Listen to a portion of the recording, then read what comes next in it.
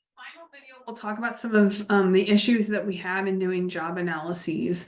So as you recall, in the last video, we talked about quantitative job analysis as one method that we can use for figuring out what are the factors that we might think about in terms of compensation. We'll talk more about that in the next chapter. But for collecting this information, if you're going to use a quantitative analysis or if you're going to do things like interviews or observations, we need to figure out who's going to do this work and then who will actually be involved in the process. So our book talks about sometimes organizations will give this kind of work, this job analysis work, to new employees to have them figure out or find out more about the different kinds of jobs in an organization. But honestly, this is really complicated work.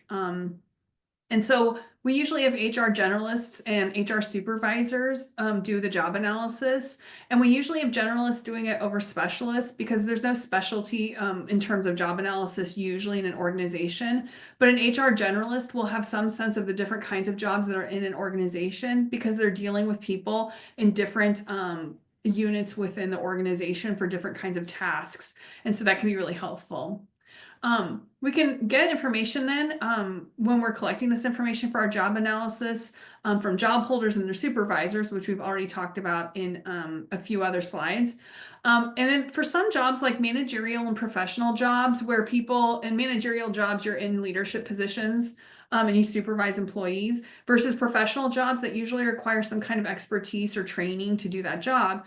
We can often ask supervisors 2 levels up. So their supervisor about the job as well, because that they can describe then how why people are grouped under the supervisors they are in and what kinds of contributions they're making to the organization. However, as our book describes, and they do a pretty good job of describing this, when you're looking at managerial and professional jobs, especially managerial jobs and leadership jobs, the individual manager will influence the job content, which means that you're tailoring a job but through the person that's in that job. So if you have a manager who's really good at HR, for example, they come from HR and now they're supervising employees and they may or may not still be in HR, you're going to include that HR knowledge and the skills that they have from HR as part of the job description for that job in that manager's job, because that is going to be their strength. And that is what they probably were picked to do in that organization, even if their job title isn't necessarily in HR. So we have to think about how those individual managers influence the job content and then tailor that job content when we're doing a job analysis to the person who's in that position currently. We also can ask subordinates and employees in other jobs that work with the person in that job about what the job tasks are for that specific job, especially because sometimes subordinates and employees in other positions that work with that specific job or position title might know something that supervisors don't because they're working in a different way with that particular position or job. So we have a lot of issues in making our data useful that we have to think about as we're collecting this data. So first, we might have some discrepancies, especially if we're collecting data from lots of different job holders who hold similar jobs or similar positions.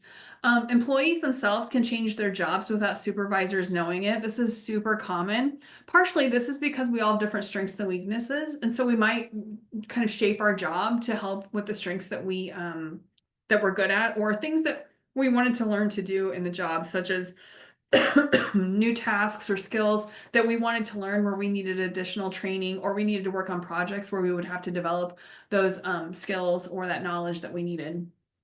Job holders can also have differences in their perceptions of their jobs. So you can have 2 people who have exactly the same position and how they describe the tasks in that position and what the purposes of those tasks could be different because they have a different understanding of their job. And so you need to figure out how you're going to deal with those discrepancies, or if you're just going to interview lots of different job holders and then kind of take an average of what people are saying.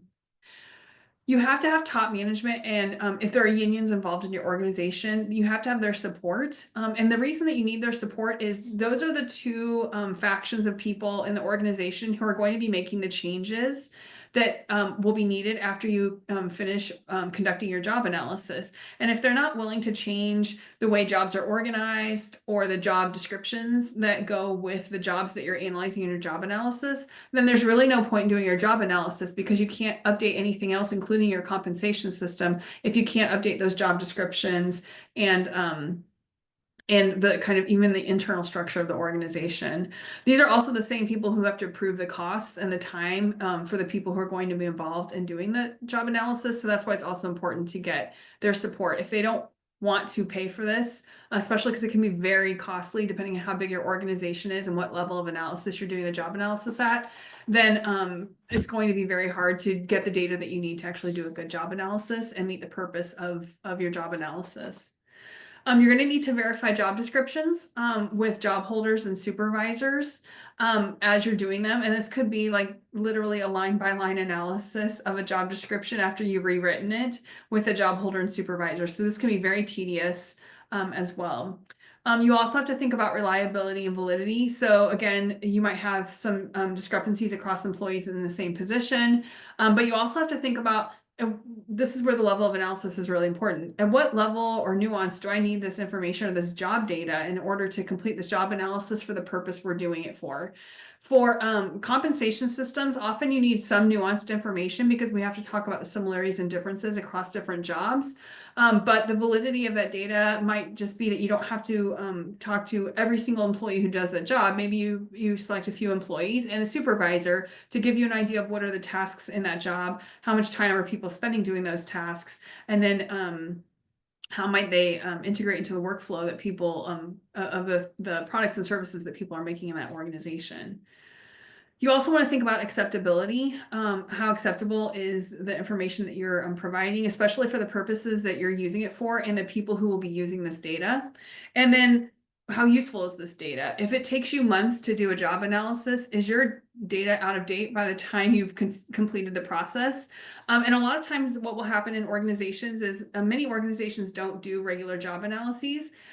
And so you might be doing it to update information. So you have to think about how quickly you need to get this done, which might also affect, what level of detailed job data do you really need for each job to make this useful and meet the purpose that you're creating or that you're doing the job analysis for.